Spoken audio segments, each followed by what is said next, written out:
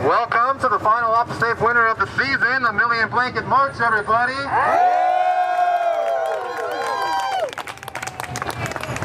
That was great. First off, I just want to say that this is a non-violent event. No violence allowed. Why? Because the world is watching us. I don't mean like the NSA watching us. I mean, obviously, but literally, the world is watching us. Thousands of people in over 30 countries around the world are seeing what we're doing. So, let's set a good example. Also, OpSafe winners are popping up like dandelions all over the country and even in Europe. Yeah. We are helping to inspire worldwide change here. Let's lead by example. Yeah. Okay? No violence. The other thing is no antagonizing the cops. No antagonizing the cops, no provoking the cops. Why? Because we didn't bring enough donuts to win. We don't stand a chance.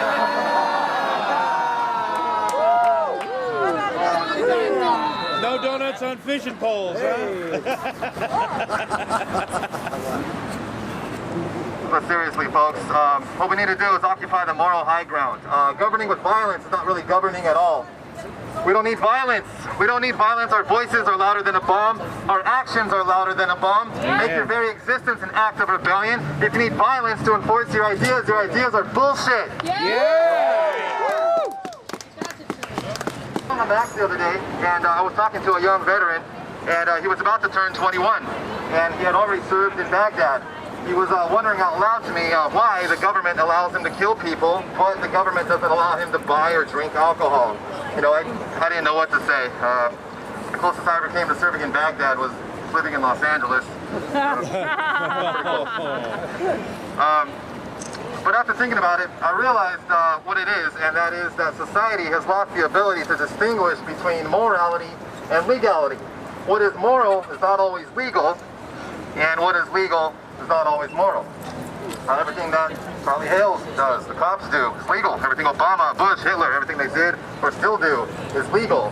We're here to challenge that idea. The limits of tyrants are prescribed by the endurance of those they oppress. So that's what it is. We're here to explore the line between morality and legality, because obviously what we know is going on is not right. So we're here to pitch in and offer some real solutions. So, with that being said, it's time to evolve. We're not here to fight the old, we're here to build the new. Because in a way, the world has ended. Not in the violent way that most people think. The world of the brainwashed, the world of being brainwashed and programmed has ended. The revolution, the new world, begins on the day that you say no to the greed, the lies, the fear, the propaganda, the corruption, the control. That's when you begin to free yourself. I know that it's tough, but every brick counts. Every brick in the wall builds that wall of resistance. We have a moral obligation as obvious as a gorilla in a church to stand united in our communities against the systems of oppression, and that's why we're here. We're here to reflect the soul of our city. This is who we are. We don't want to live in a matrix of technological stagnation. We should be exploring space by now, We need to find out which aliens are friendly, because they're smarter than us. I don't want to get tricked. I don't want to live in a police state, and I sure don't want to live in a reptilian police state. You know what I'm saying? Anyways, so revolution is the solution. Unity and solidarity against tyranny and oppression. Thank you, everybody. This is going great. Let's keep the ball rolling. I would just like to know how the law got passed in the first place, that someone can have a blanket. Are we seriously that kind of people nowadays? These businesses would rather have a homeless person on the street freezing to death and dying and being there in front of everybody, and that's better than letting him sleep with a blanket. I just don't understand how that became a law. It's really disturbing to me. I don't understand why more people that can hear my voice don't come over and say, oh my God, I didn't know that was a law. They're taking blankets from homeless people? When did that start happening? I had no idea, and I'm so disturbed that people, supposedly the most evolved species on the planet, and we're the most cruel animals here. Yeah. It kills me. It kills my heart. It really does. I don't understand how that became a law. Everybody needs to get up and sign a petition, make a phone call, do whatever you can to make sure the laws are actually something you believe in. They're your laws. Woo! Look, these are our people. These are someone's son, someone's daughter. I have kids, and that changed the way I look at people. They are somebody. You know, maybe they had a couple turns of bad luck. So what? Why do we treat them so bad? It kills me. Do something, please. If you can hear me, help us. That's all. Yeah. Thank you, all of you. Thank you for coming. This is incredible. We do this at least once a month, and this is a hell of a turnout. So everybody look to your neighbor and say thank you. Pat yourself on the back. You guys all made this happen. We are noticed by more people because you guys are here. The more of you, the more signs, the more masks. A lot of people do stuff that only helps themselves. But it takes a real human being to spend their Sunday helping other people. So thank you so much for being here. I'd also like to thank the organizers. I know there was a lot of hard work put in by a lot of people that I can't identify because they're all wearing the same mask. I don't even know which one of you I'm talking to half the time. I'm just like, all right, bro. Even the ladies got mustaches today. Welcome to Portland. So check this out. Right now, in the city of Portland, it's pretty much against the law to be homeless. If you don't have a house, you're a target of the police. Our mayor has criminalized being homeless. That means that we have our most predatory and most savage members of our village targeting the weakest and most vulnerable. Do you know what it feels like to go to sleep being scared that a cop is going to wake you up? I know you hear me, cops. Stop stealing blankets. Stop stealing blankets! Stop stealing blankets! Stop stealing blankets! Stop stealing blankets! Stop stealing blankets! Stop stealing blankets! You know what's crazy about this society is this society wants you to chase wealth, but there's only so much wealth to go around. So what that does is it pits us all against each other. When in reality, you should be happy that those without wealth have managed to find somewhere, some quiet piece of sanctuary, whether it's under a bridge, in a bush, in a ravine. They found somewhere to get a small little semblance of the American dream, which is just really a safe place to lay your head down. And then those who are sworn to protect and serve instead prey upon the most vulnerable of our society. They find them under the bridges. They find them in bushes. They find them in ravines where all they want is a clean, safe place to sleep. And they take that away. Why? Because apparently it's bad for Portland. Apparently it's bad for tourism. Apparently the people that actually live here, the tourists don't want to see. So what we need to do is we need to do this often. Every time we come back, you need to bring 2 friends with you. Every time you come back after that, those 2 friends need to bring 2 friends. You need to build towards critical mass. Because Right to Dream 2 only has so many places to sleep. People just want to be left the hell alone.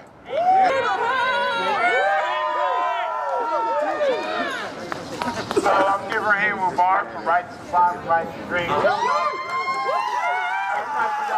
And I think what we should do, we should go to the police dump site and we should all go in there and say, those are our blankets, give us our blankets back and take their blankets. Go catch in front of Mayor Hale's house and dump those blankets that he took and put it on his lawn, his sidewalk, in front of him. Or go to the church and we give them back to the church you go to. We are people. How is it when they have organizations like University of Oregon, that's Portland State, that won't allow people on the side, on the parking lot, and you get a ticket or you get arrested? How we got people like other organizations like Prosper Portland? You need to look up Prosper Portland. You need to look up what COPP, it spells COP, but it's Chronic Offender Pilot Project, where they're taking people's blankets taking people's stuff and putting them in dumpsters and you can't get it back. How, where in this country are they doing things to us, citizens, people, humans? They're taking our comfort zone and trying to make us feel uncomfortable. We should be tired of being on the defense. We should go on the offense and take their stuff. Take our street back, take our line back, take our dignity back, take everything back. It belongs to us. They work for us. Up with the people! Yeah, yeah! Up with the people! Yeah! Down with capitalism! Up with the people! Yeah! Down with capitalism! Boom, boom! Up with the people! Yeah! Down with capitalism! Boom, boom! My name's Sarah. A lot of you guys do not know me. This is my very first march. I am only 20 years old and also homeless on the streets of Portland. I moved out here from Ohio and ended up in a bad situation where I'm homeless. That's the fact. And as soon as I started hearing about what's going on and how the blankets are being taken, that's bullshit. It's bullshit because all of us normally carry everything that we own on our backs. Everything we have left from home, anything to keep us warm at night are on our backs 24/7. And you want to take blankets from us when we have no place to sleep, when you have a warm house to go back to after your little shift is done. You want to take our blankets. I want to see the blankets getting put back to the homeless and not be taken away. It's time to put a stop to this. Hi, I came up here from Seattle, and it's not only Portland. They're sweeping the streets of Seattle as well. They're giving them maybe 10, 15 minutes. At least they're giving a warning and saying, hey, grab what you can and book it because we're taking everything. So it's not only Portland. This is a global situation. You know, we have to start caring for our brothers and sisters and reaching out instead of sweeping them under the mat and pretending they don't exist. Because we're going to come out from under those mats and we're going to haunt you. Okay? And the only way to do this is to speak out. The way that they're controlling this nation is through fear. Fear. And that's how they're doing it. We have basic rights in this nation. They're taking them away day by day, minute by minute, second by second. All you have to do is watch TV, be distracted for a moment. Boom, you go outside and most of your basic rights are gone. This is the country we go to wars with other countries. We start world wars because we say we're so high and mighty that we treat our people with respect. Fucking bullshit! We're taking the meek and the weak and we're terrorizing them. Okay? We need to get this under control, and the only way we're going to do it is to take it in our own hands. I love you all. We're here in front of City Hall, and why are we here? Well, they've been taking people's blankets. And you know how cold as fuck it is here. You know, it's so fucking cold. It's not like you're out in Los Angeles for all the smog and the fumes from the meth labs, you know, to keep it warm all the time. You know, it gets fucking cold, so they're taking people's shit. And how does this qualify as leadership? I've seen guys flipping burgers with more enthusiasm than these so-called leaders. And you know, if you fuck up this bad flipping burgers, you can kiss that 25-cent raise goodbye, right? But in politics, you get a promotion. I'm not here for politics just like I'm not here for violence. I prefer to leave politics and violence to the experts. You're giving too much power to the people who do too little. You see, the world's going to be destroyed not by those who do evil, but by those who look on and do nothing. If you don't stand for something, you'll fall for anything. The greatest division that exists today isn't between Democrat or Republican. It's not between rich or poor. It's between the people who give a fuck and the people who don't give a fuck. And it sure is hard being someone who gives a fuck in a world full of people who don't give a fuck. So, we got the work cut out for you guys. Let's keep it up. Okay, but listen, here's the real important point I want to make about this. For those who don't know what Occupy Portland is, Occupy Portland was an anonymous collection of people who wanted to save the world. And we took over this park, and we took over that park. And what we did was we became the de facto social service agency for the city of Portland. What we did was we fed people. We gave people a safe place to sleep. And we gave people medical care. Things that the city of Portland doesn't give anybody. The city of Portland spent $30 million last year. $30 million last year. And they just gave Right to Dream 2 like $100,000. There's money going around, but they spend it in weird places, right? They spend it to buy new offices, and they spend it for fucking luncheons, and they spend it for dumb shit. But you know what? Occupy Portland didn't have any money. We didn't have anything, but what we had was each other. And I sat right there, and my tent was right over there in the cool spot. And I watched literally hundreds and hundreds and hundreds of people who slept on the streets walk right up to this spot that I'm fucking standing right here. And they all got fed. And then they walked back there to that corner and they got medical. I mean, there was people that hadn't seen a doctor in years. There was some crazy shit going on in that medical. But you know what? We have medical people in our community. We have full people in our community. We don't need those bastards across that street or across that street. Damn sure don't need those bastards across that street. Or you bastards. Stop stealing blankets, assholes. So the point I want to make is that the solution to our problems lies within ourselves. Because we all think we have different problems. But really we have different symptoms of the same problem. And that's a broken societal model. And the answer to that broken societal model is community. There is no problem that cannot be overcome if you throw enough people at it. Unity! Yeah! So remember, next time this happens, bring 2 or 3 more friends. And the next time it happens, those 3 friends will bring 3 friends. We will multiply. But Right to Dream 2 over there is a perfect example of how shit can work. Absolutely. I just met a guy earlier this afternoon. He was a heroin addict. And he kicked heroin at Right to Dream 2. Oh. And then he got into a house. Yes. And then he got into a house. And then he came back to the March to Help.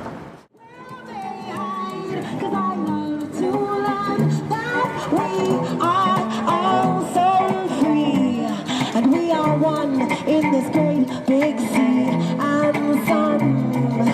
All we are is one in the same sun.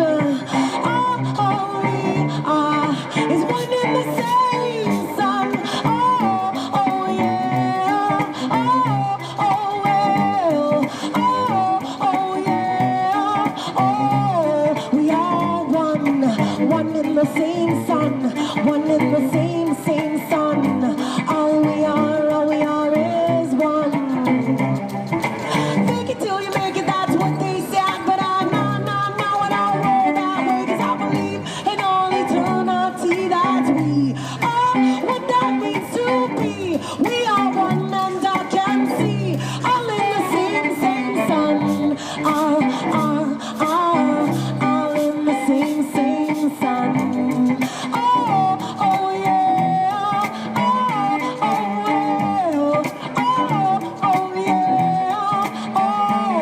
We are one in the same sun, one in the same one. All we are is one. Eternity, it breathes through me, and all I see is we are one. We are one in the same sun, one in the same one. All we are is one. One in the same sun, one in the same one. We are one, we are one, we are one. All we are is one. Yeah. One love. One love. You guys are beautiful.